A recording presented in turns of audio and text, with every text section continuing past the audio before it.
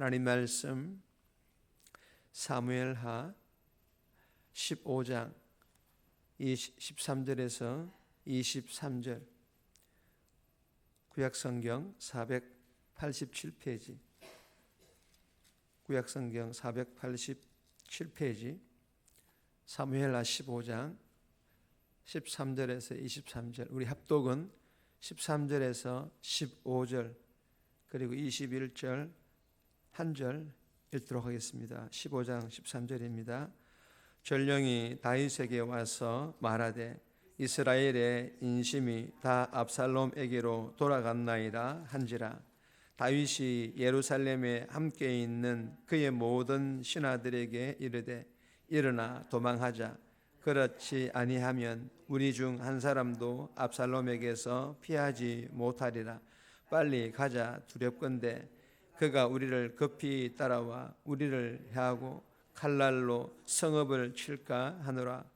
왕의 신하들이 왕께 이르되 우리 주 왕께서 하고자 하시는 대로 우리가 행하리이다.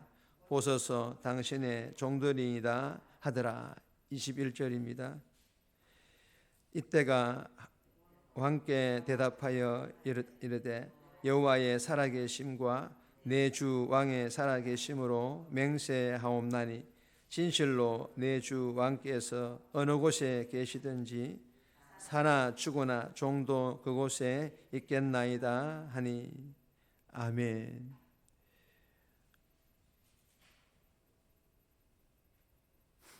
오늘 본문의 제목은 다시 광야길로, 다시 광야길로.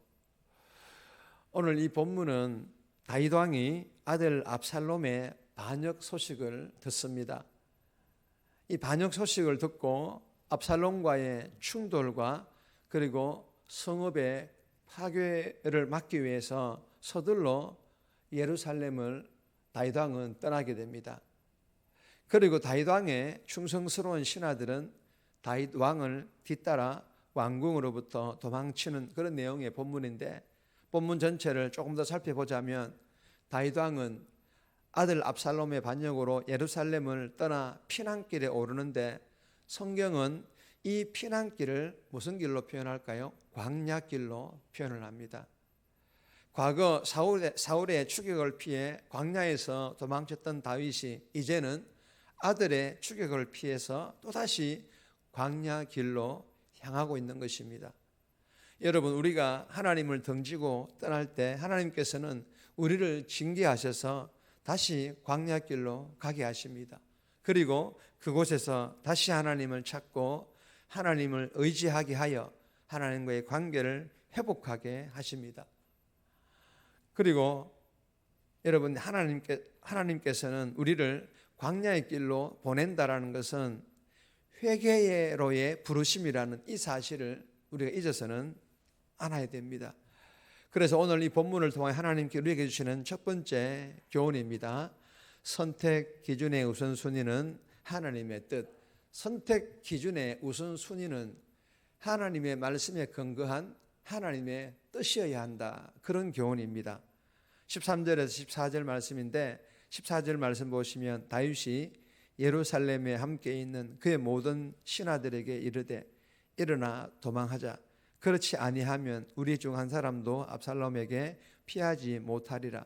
빨리 가자. 두렵건대 그가 우리를 급히 따라와 우리를 해하고 칼날로 성읍을 칠까 하노라. 여러분, 이 본문은 아들 압살롬이 헤브론에서 반역을 일으켰다라는 소식을 들은 아버지 다윗의 첫 마디가 14절에서 일어나 도망하자라고 기록을 하고 있습니다. 왠지 모르게 참 씁쓸하다는 생각이 들게 하는 그런 본문이기도 합니다.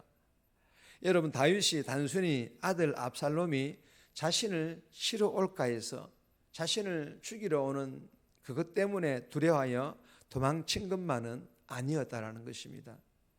압살롬이 공격해 올 경우 압살롬과의 충돌, 아버지와 아들이죠. 이 압살롬과의 충돌이 불가피했고, 그 과정에서 부자 간의, 아버지와 아들 간의 충돌뿐만 아니라 예루살렘 성이 파괴되고 무고한 이스라엘 백성들이 희생될까 두려워하였고, 그리하여 다윗은 급히 도망쳤다라는 것입니다. 여러분, 다윗은 아들 압살롬으로 말미암아 위험하고 불리한 상황에서 왜 두려워하지 않았겠습니까? 두려워했겠죠. 그러나 자신의 안위만을 염려하여, 즉 자신의 왕권을 어떻게든 지키고자 왕궁에 머물러 있었다라면 왕궁 안에는 피비린내 나는 사륙이 여기저기서 일어났을 뿐만 아니라 왕궁도 불타버릴 수도 있었다라는 것입니다.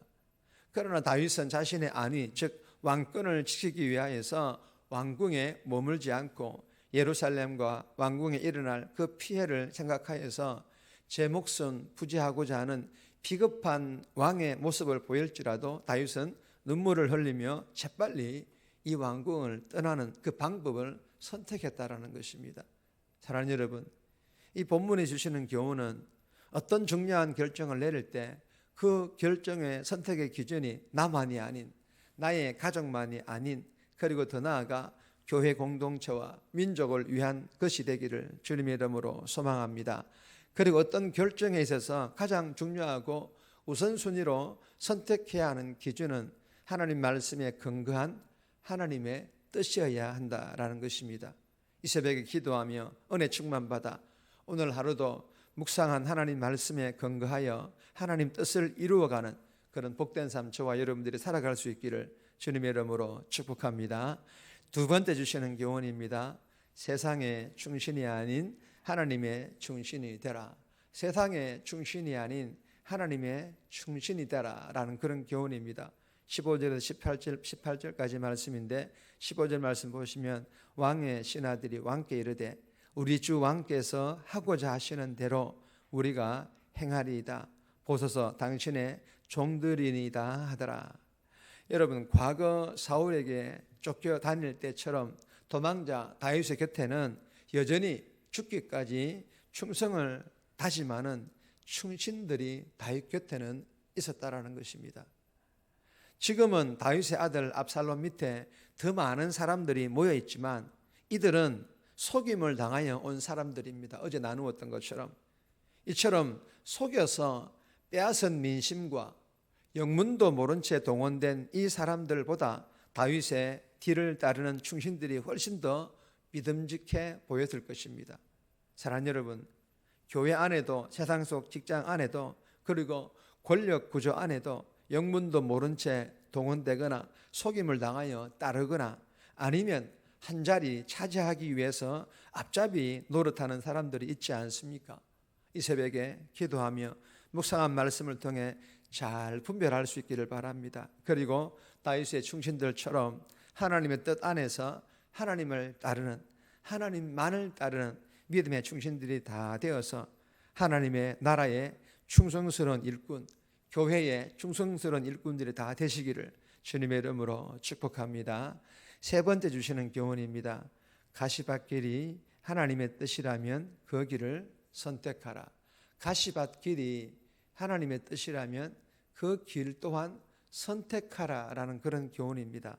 19절에서 23절까지의 말씀인데 21절 말씀 보시면 이때가 왕께 대답하여 이르되 여호와의 살아계심과 내 주 왕의 살아계심으로 맹세하옵나니 진실로 내 주 왕께서 어느 곳에 계시든지 사나 죽으나 종도 그곳에 있겠나이다 하니.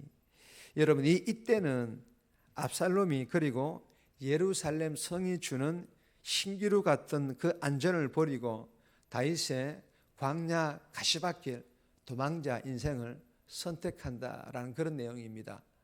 룻기 1장 16절 17절에 기록된 고생길이 열려있는 시어머니 나오미를 따르는 룻처럼 말입니다.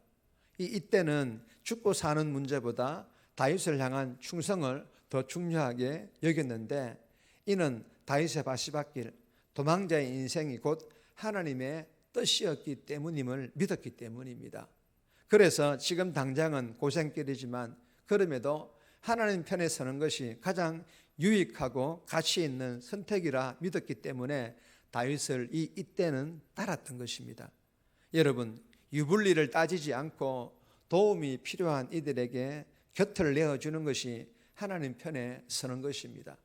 사랑하는 여러분, 이 새벽에 기도하며 은혜 충만받아 묵상한 말씀을 통해 하나님의 뜻을 깨달아 눈에 보이는 황금길 같은 세상을 따르는 것이 아니라 지금은 고생길, 가시밭길일지라도 이 길이 하나님 말씀에 근거한 하나님의 뜻이라 믿는다면 주저함 없이 고생길, 가시밭길을 선택하여 하나님의 뜻에 순종하는 삶을 통해 하나님의 충성스러운 일꾼, 교회의 충성스러운 일꾼으로 쓰임받을 수 있기를 주님의 이름으로 축복합니다.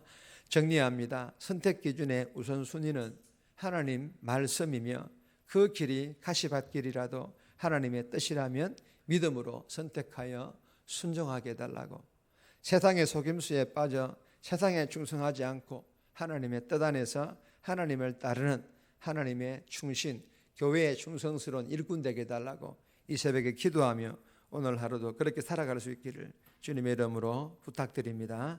찬송가 333장입니다.